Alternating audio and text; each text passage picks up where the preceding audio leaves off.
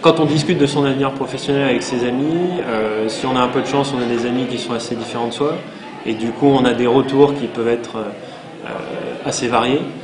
Là, le coaching force ça. Du coup, ça permet de confronter avec d'autres angles et selon d'autres critères la vision qu'on a de son projet professionnel.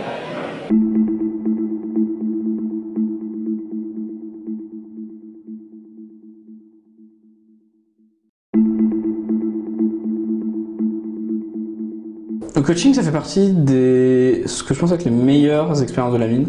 J'ai vécu le coaching en 3e année aux mines. J'en ai retiré plein de bonnes choses. À l'époque, je me posais énormément de questions et j'avais démarré la réflexion déjà en 2e année. Et le processus de coaching m'a permis de formaliser les choses, de les aborder avec une méthodologie éprouvée. Ce qu'on pense être le plus intéressant au départ, c'est qu'on va avoir des infos sur comment fonctionnent les industries dans lesquelles on veut travailler, comment les gens vivent dedans, quels sont les vrais problèmes, quels sont les gens à contacter, qui fait quoi, et d'avoir un peu un début de réseau, une idée de ce qui marche.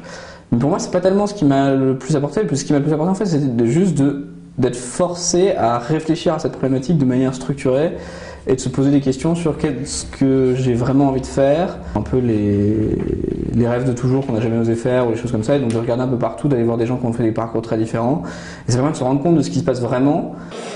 Et puis de lancer aussi une démarche qui n'est pas forcément naturelle pour tout le monde, qui consiste à contacter les anciens et contacter aussi d'autres personnes, donc activer ce qu'on appelle une démarche réseau. Ça m'avait permis de faire mûrir pas mal ma réflexion, notamment dans une période où c'était un petit peu le début de la crise économique, donc savoir vraiment ce que fondamentalement j'avais envie de faire. Et je pense que le coaching sert avant tout à ça en fait. Donc être coach, ça m'apporte pas mal de choses, ça permet déjà de rester en contact avec l'école des mines, ce qui est toujours intéressant. C'est de rendre un petit peu ce que ça m'avait donné. Aujourd'hui, j'ai envie de devenir coach et il y a plusieurs raisons à ça. Il y a d'abord, j'ai dit, le coaching pour moi, c'est une des meilleures expériences de la mine et c'est quelque chose qui requiert d'avoir quelqu'un qui est dans le monde du travail. On va pousser des gens à réfléchir sur eux-mêmes. Le coaching, ça permet d'aller voir ailleurs, de sortir des sentiers battus sans trop perdre de temps, sans trop prendre de risques et sans trop investir des ressources là-dedans. Et en même temps, si jamais on est bien dans la filière qu'il faut, dans l'industrie qu'il faut, dans ce qu'on veut, on avait bien trouvé, ça permet vraiment de confirmer, d'être sûr à 100% et de plus avoir de doute après. C'est la 2e année maintenant que je suis coach pour des 3e années. J'ai beaucoup apprécié la première session, donc c'est pour ça que j'ai rempilé pour cette année. La raison pour laquelle j'ai souhaité apporter ma contribution par ce coaching, c'est je pense que ça a trait au fait que on reçoit beaucoup de choses pendant 3 ans.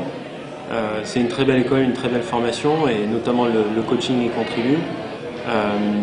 Et donc j'ai voulu quelque part pouvoir redonner un petit peu de ça, notamment aux élèves de 3e année. Ça m'a permis de gagner pas mal de temps sur les choix que j'ai pu faire au tout début de carrière, sur mon premier job notamment.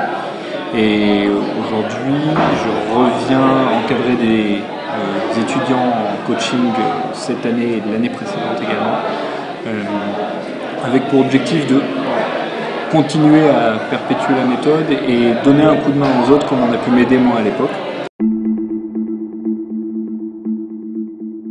Les coachs ont fait les mêmes études, ils ont eu les mêmes questions, ils ont eu les mêmes problématiques, ils ont eu exactement les mêmes réflexions généralement. Soit il est exactement dans la même situation que l'élève mais 3 ans après, ou 5 ans après, ou 10 ans après, soit il connaît des gens qui sont presque dans la même situation ou très similaires et qui peuvent ainsi remonter jusqu'à quelqu'un qui débloquera la situation. Analyser un petit peu les personnalités des gens, les aider à voir ce qui est important pour eux. C'était une dimension assez forte, notamment dans ma première expérience professionnelle où il y avait beaucoup de cette dimension, de ces aspects de coaching.